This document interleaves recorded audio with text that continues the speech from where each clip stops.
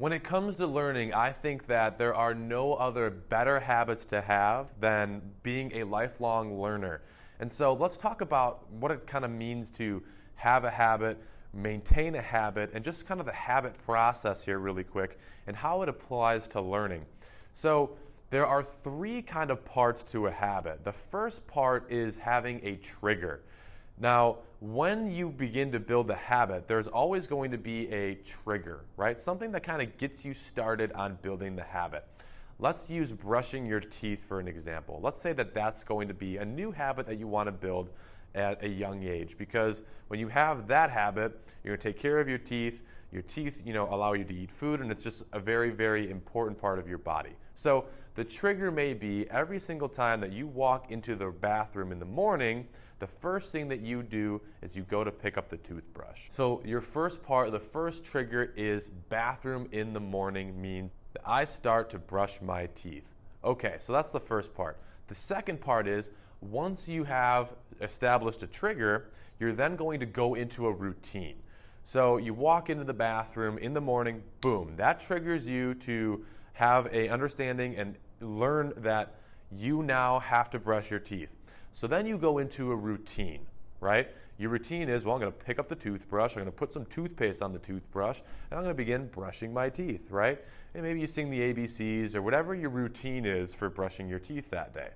And so you do that. Now, what happens after you brush your teeth to really make the habit last? Well, you have to have some sort of reward for yourself. So the process goes, there's a trigger, there's a routine, and then there's a reward. See, if you don't have a reward for what you're doing, you're not going to want to keep doing it over and over again. There has to be some sort of positive reinforcement coming back to you.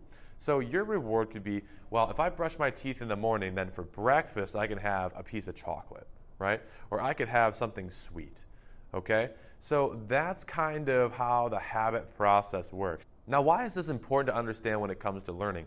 Well, because if you don't understand how habits work, you're not going to be able to get in the habit of learning and learning the certain skill that you really want to. You may pick up this skill or start learning something, once or twice, but it really doesn't become a habit.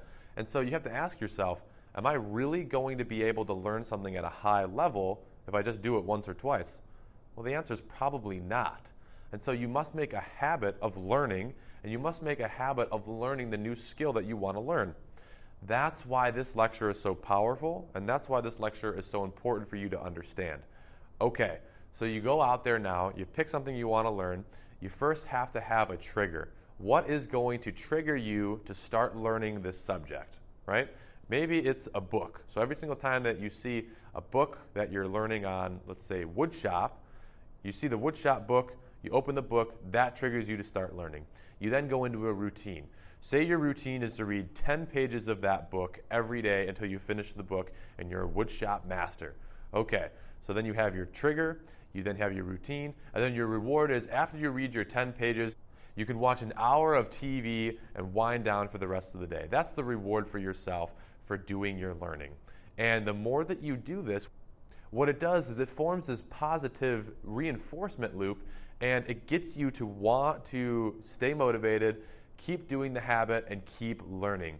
So I really hope that you got a lot out of this lecture, and I look forward to teaching you more in our next lectures to come, so stay tuned.